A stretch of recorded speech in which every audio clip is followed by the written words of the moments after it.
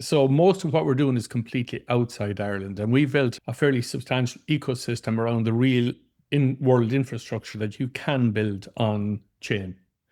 So to start off with, I suppose my journey started in Westmeath many, many years ago. I was in the University of Limerick, have a degree in engineering and with teaching as a main part of that. And I spent not far from Turles Pass, but I spent 20 years teaching the secondary school system. And in all that time, I also spent quite a bit of time with little side businesses that I was doing to keep the bread on the table for a small and young family.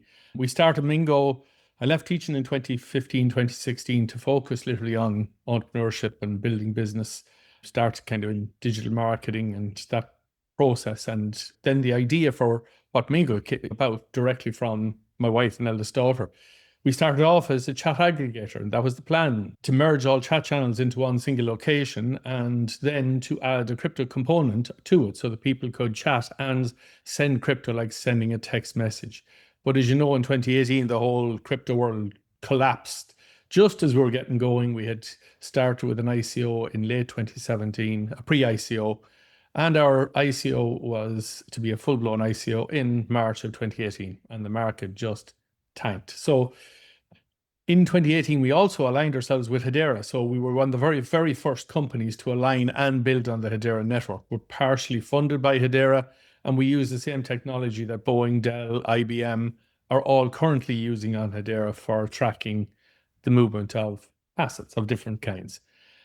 But in the last 2 or 3 years, we've evolved. And again, you take these pivots, and anyone who's in business style, you'll know the journey you start out on is not necessarily the same one you finish. You might get to the same general destination, but your journey and the route you take can dramatically change. And we had this idea that, right, okay, everyone was talking about ticketing, then the whole thing of NFTs. But we were looking at NFTs in a different way. What if we could tokenize a ticket? Because the world is all talking about the legacy platforms out there that allow for fraud and actually participate in fraud when it comes to ticketing, allow for secondary market sales that are extreme, fans are ripped off, event organizers are disadvantaged, as are artists. And there's no real winner except the legacy companies who set up this system in that way. So we've pivoted a little bit into that space where we have the receipt for the ticket is an NFT on the platform.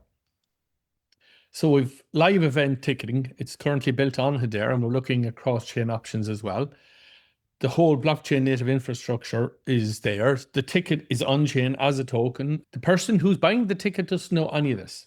None of this. We use the entire technology on the back end, and it's very important for that reason that we use words like it's a programmable digital ticket. And there's 4 parts to that.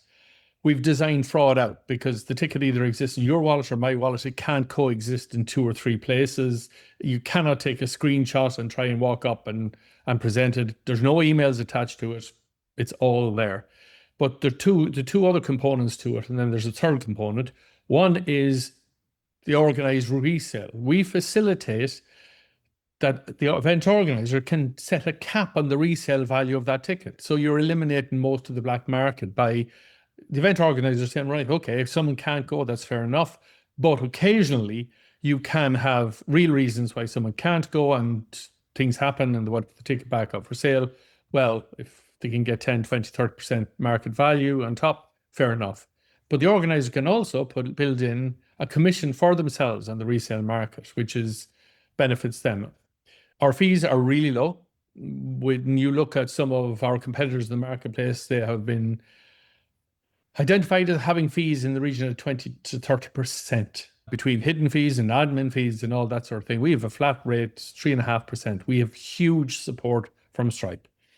One of the really good things that came out of one of the events that we've done, we were in Paris last year for the blockchain week, and we met with a lady there who is a very senior corporate member of the Stripe team. She loved what we're doing and offered that if we needed help in other countries, especially because our system is a little bit different than others. We have events coming up in Thailand, the Philippines.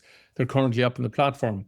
And your card, the credit card system doesn't always work out there, so you use alternatives. And Stripe have all of that already solved. So we were introduced at a very senior level within Stripe, and we were working with their business development team in different countries, which is hugely beneficial. And we partner then on the back of all this early on. There's one important thing that I think people who are maybe on this call, especially Irish people, to be aware of. Nothing beats relationships. Nothing. All the credentials and everything you have. But if you have someone on your side who can introduce you to someone in the same way as Vivian introduced you to me, Niall, or me to you, should I say, that's exactly what happened here. One of our early stage investors, I met someone who knew Tyson Fury. 3 days later, we were in a car park in the UK meeting Tyson Fury for the first time. And we've met him so many times, and as recently as 3 weeks ago at his training camp in Thailand. So this is how we then met the WBC. And there's another Irish guy involved there. He's the Secretary General of the WBC Muay Thai and boxing. And now he's asked us if there's another thing we can add to the little thing that we have with the ticketing and how we manage fan engagement. Because he asked, could we include digital athlete IDs as part of that tail end of the platform? So the last part, and I suppose I missed that little piece there. When someone enters an event, we give them one little piece of content. We give them a collectible memory. Now, you and I on this call will know it's an NFT, but we call it a collectible digital memory. And not to confuse people and frighten them when they think they're getting NFTs and they're going to lose their money like Jake Paul did, we focus on keeping it very simple, give them a collectible memory. So we have a whole ecosystem built out, but now we're working with WBC Muay Thai and WBC Boxing Asia to roll out digital athlete IDs so that when fighters come up to an event, their entire history, including their medical history if necessary, is on chain and can be accessed by the promoters or the officials to verify the fighter is who he is and he's fighting at the right level and he's not going to either get injured or injure someone. So that's rolling out right now, and that's a huge part of what we're building. I suppose the regional opportunities and challenges, the most of what we talked about, Niall, and I know we'll come to this later on, the opportunities have come because of being introduced to people who've brought us out of the country fast. And so as a result, we've built that way. We're doing events in the Philippines, Thailand, Canada, the US, the UK. We have so many more. We have a partnership done with the African Boxing League for all 54 countries in Africa as their exclusive ticketing partner. And all of these things have come from one introduction to another. And while we're based in Ireland, in a field in Westmeath, we still have a global market built.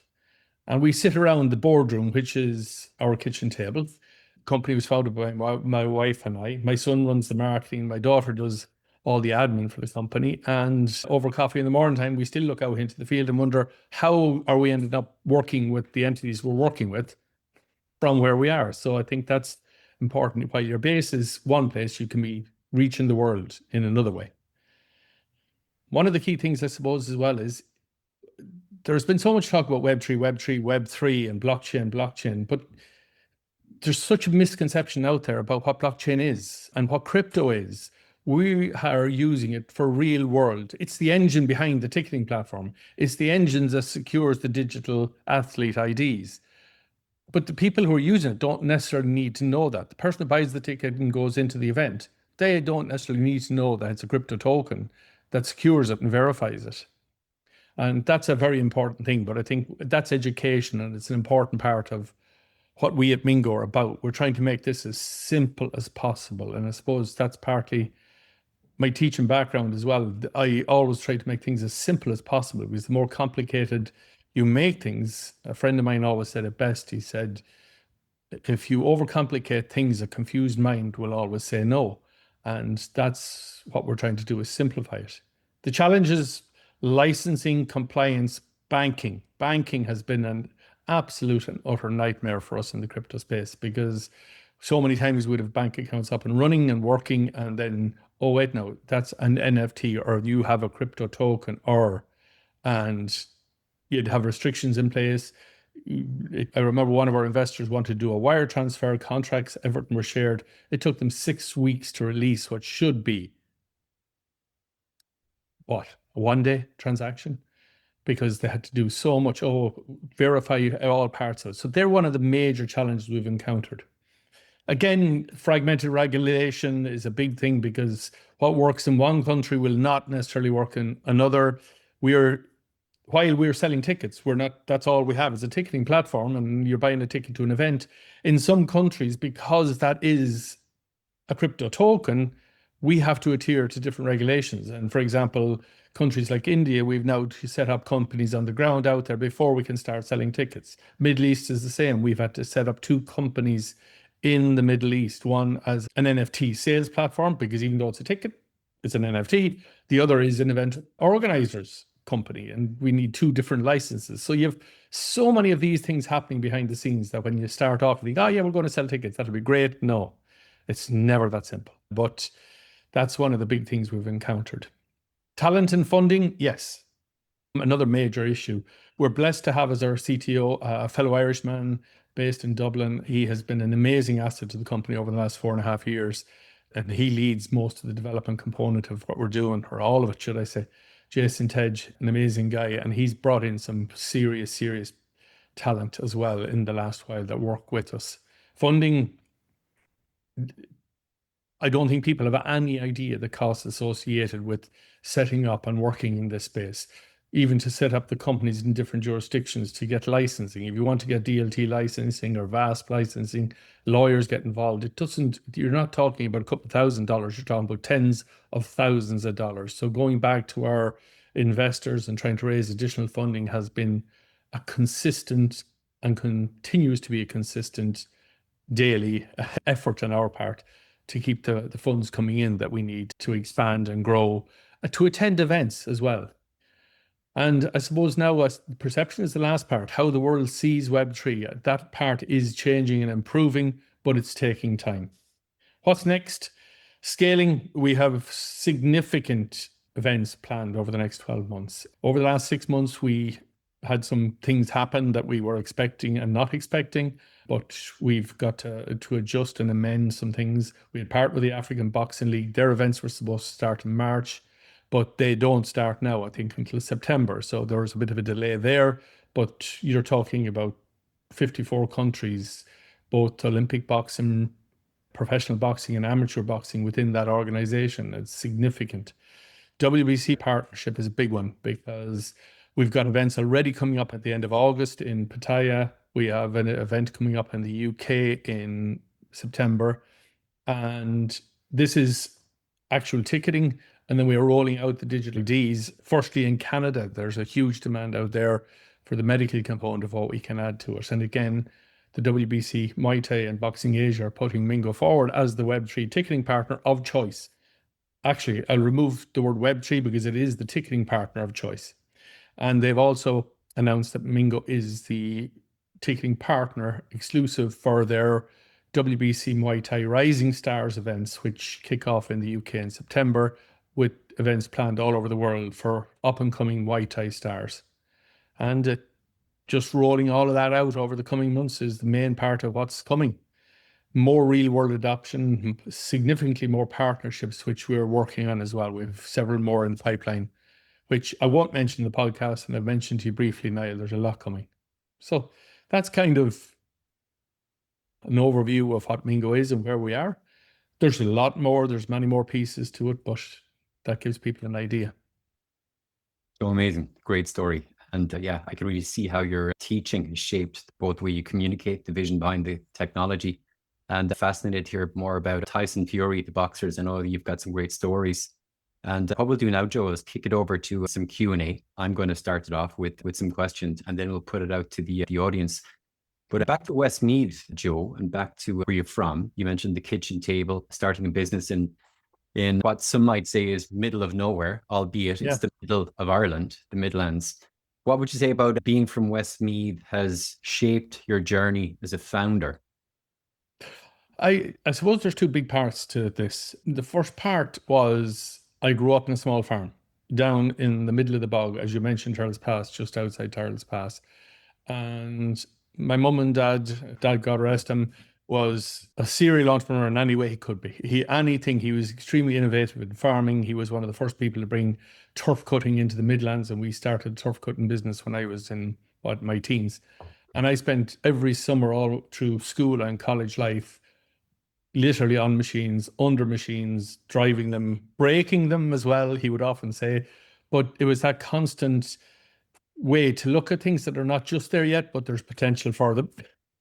And the second, I suppose, definitely has been my wife. And we got married, the support that she has been through all these mad journeys. And she's just as, how would I say, forward thinking as I could be, and that's been a massive support. And when I'm up, she's down, she might be down, or the other way around. We help each other, support each other. And I lived in England for 2 years. I worked in engineering for 2 years before I ended up back in my home school teaching, and my kids still go there to this day. And I suppose it's that family life, it's that support structure, but it's also when you grow up knowing that there's better out there by just taking steps forward, not to be just stuck. And a lot of people get stuck in ruts and don't think, well, I can. Look, anyone can do it if they get up, but it will take determination, and you really need to expect kicks in the nuts. They're coming, they're going to knock you, they're going to leave you on your backside. We had a full partnership done with Tyson Fury, and we had a whole system built out, ticketing, NFT sales. We were launching NFT with him. Apple and Google overnight changed their protocols, and they introduced a 30% fee on all NFTs sold through in-app purchases. And it wiped our entire business model out in the space of 1 week, gone. So we had to regroup. We had to shelve that. We had the partnership ready, and we had to go back to our investors and try and raise money again. And this is what I mean. You're going to hit obstacles, but you got to keep going, and you got to keep going. And, when you're in the middle of cutting turf in Westmeath and suddenly something breaks and you thought you had a full week's work planned and suddenly you're 3 days trying to fix it, that's exactly what I'm saying any entrepreneur must be ready to face. And I think that has structured it. And for me, living back here is lovely because it's family, it's safe, it's comfortable, it's just pleasant, and I don't like city life, so that helps. Well, I dare say the Apple, the 30% kickback must have felt like you were punched in the face by Tyson Fury, but you got up Yeah. off the canvas. So hats off to you. And Yep. Joe, the next question is two-part. It's about your journey, etc. so far then, but two-part. What surprised you most while building in this space? And then second, for anybody who is tuned in and who listens back and who's earlier in the journey, to help prevent them from getting kicked in the nuts, as you put it, which lessons would have been most useful to you at the beginning, looking back?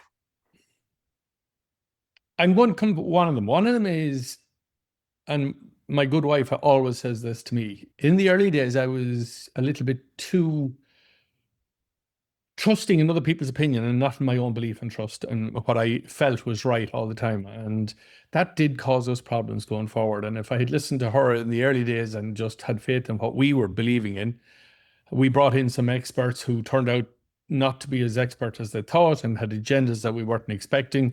That happened early on because people saw the potential of what we're doing. The one thing I'd say to you as an entrepreneur, yes, get help and get advice, but run with your own gut and know what you feel is right at a very early stage. And the stronger you follow your own gut instincts about what you're doing, yeah, you can get the advice. And like Viv has been you mentioned Viv at the start. Viv has been a massive support to Mingo, and he brought our project to his community early on to fund us, as we literally at that very time I talked about, it was Viv and his community that helped pick us up and provide the funding for the next phase. So that was a huge help. So that's a really good part, but you've also got to stick true to what your belief is. And we found that out the hard way. And that's the one thing I would say. And be prepared for knockbacks. But you've also got, what you said, you need to get up off that canvas and go again. Keep going. Yeah, 100%. And Joe, back to, it doesn't necessarily have to be about Westmeath, but for people around the country who are not based in a city, what would you say would be the local strengths, advantages that a place like Westmeath would offer a founder and a builder? Is it easier to get to meet local people who are influential? It seems like you like a bit of peace and quiet, which helps you to be more productive. But in terms of the strengths and advantages of places outside the major cities, conurbations, ecosystems, albeit we are a tiny country, what do you think are the strengths that we can play into that can lead somebody to build a business from a place like Tyrrell's Pass that you've done? Well, what I'd say to you is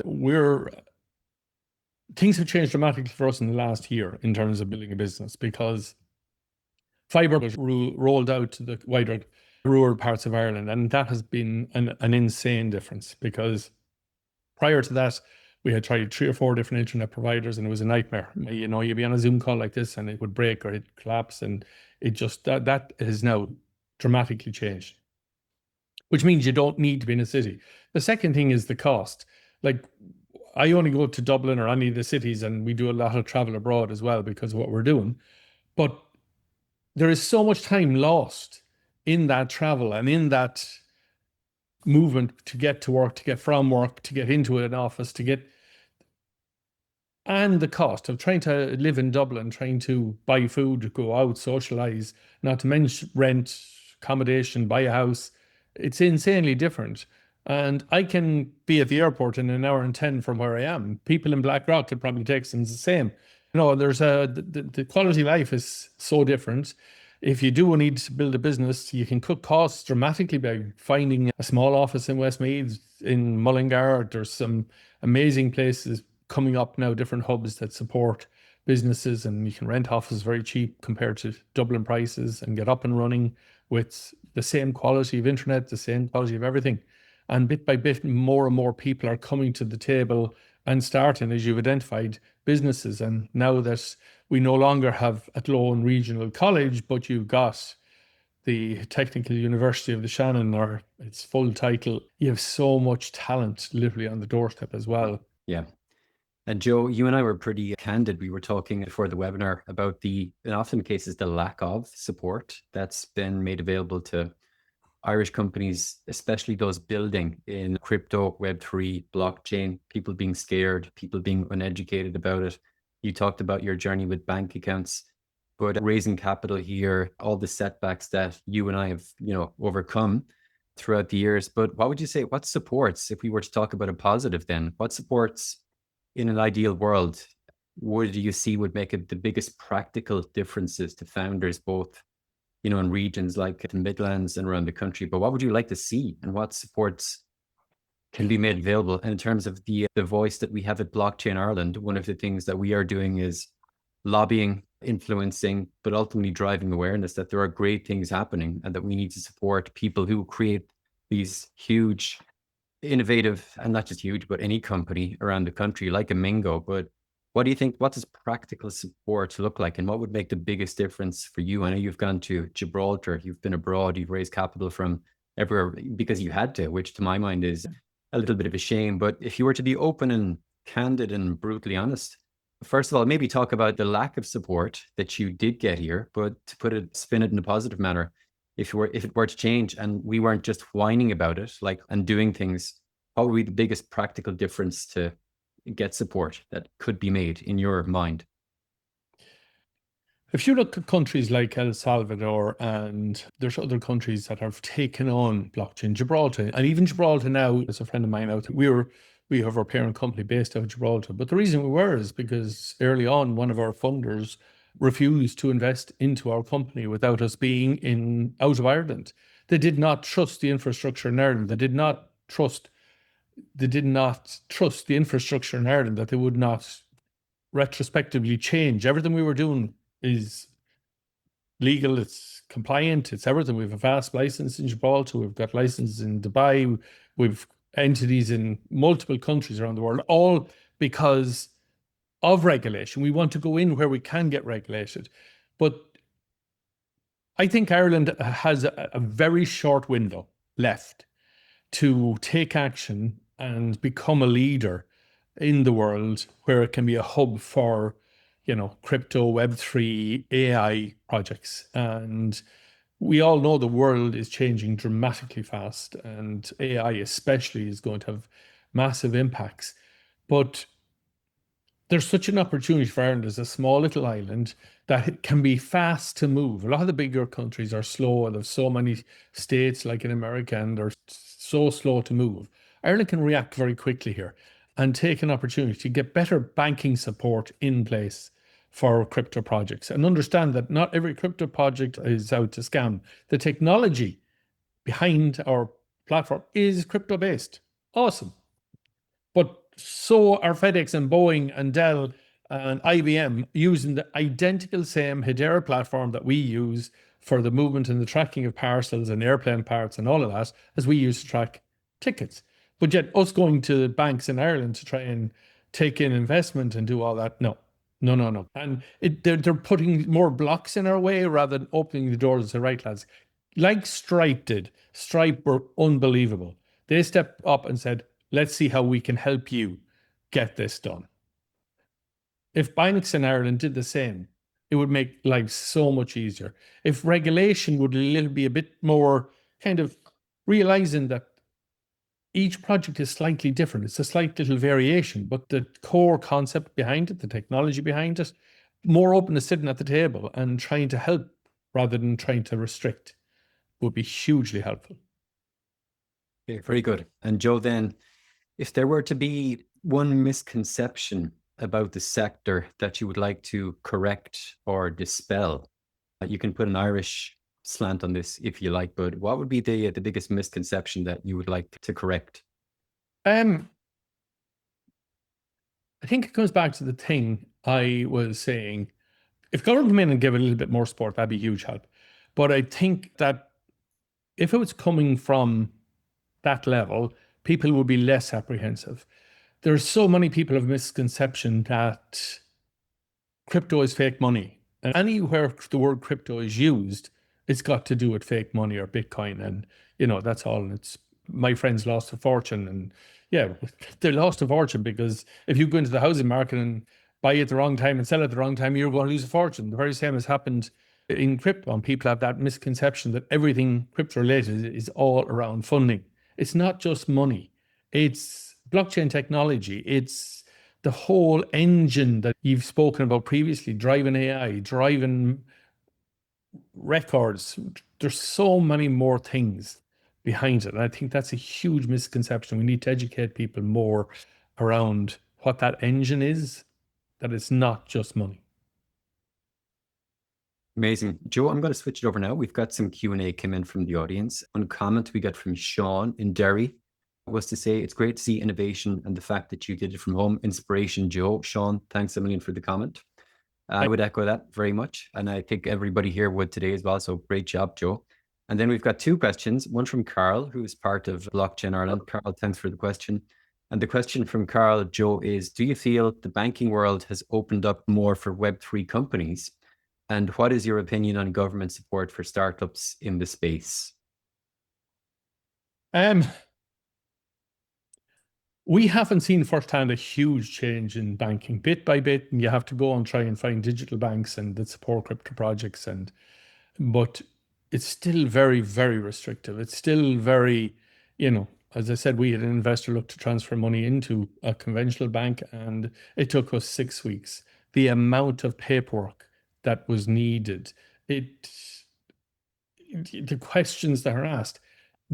A legitimate investor with a legitimate business in another country wants to invest into our project, and it takes 6 weeks for them to clear his funds. 6 weeks. As you know, Niall, 6 weeks in cash flow when you have it already earmarked to cover everything you're doing, it's a massive challenge. And that has to change, and it has to change. There has to be a way that you can turn around and say, well, right, this is what we are, this is what we're doing. We have license, and it's not like we don't. We have companies with all the things are there, but it needs to be freed up more to allow. And it's not like I was taking their money. Who was an investor giving me his money? Yeah. It still took 6 weeks. Madness. Thanks, Joe. And we've got one more. Actually, there's a couple more coming in. One more from Blockchain Ireland, board member extraordinaire and all-around great human being. Michael O'Loughlin said, super interesting company. Congrats on the success.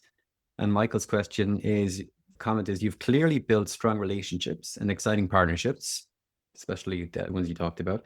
But for listeners with an investor or operator mindset, what milestones over the next 12 months would show that Mingo is becoming a repeatable, scalable business rather than a series of bespoke deals?